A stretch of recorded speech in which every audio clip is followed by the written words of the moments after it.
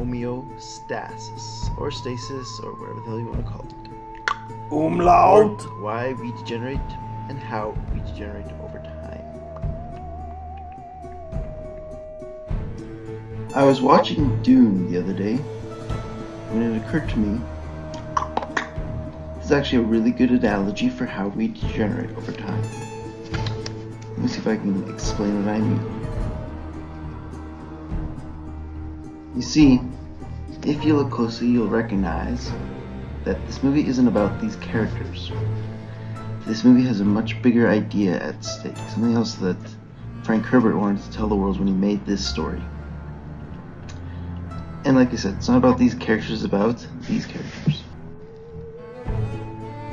Bum, bum, bum.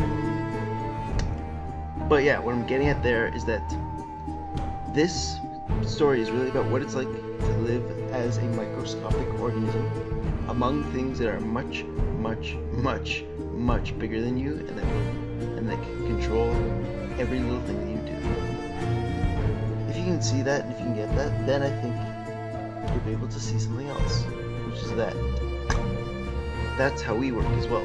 That's how our bodies work. That's how every cell in your body works. Because of the simple fact that if you were to zoom down, you'd see something that was even more chaotic, yet the principles are the same for the characters involved. This time the characters are proteins and amino acids and nucleic acids and all sorts of other like microscopic things.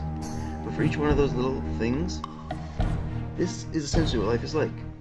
This is what it's like to live as a tiny, tiny, tiny speck of thing amid other things that are much, much bigger than you will ever be.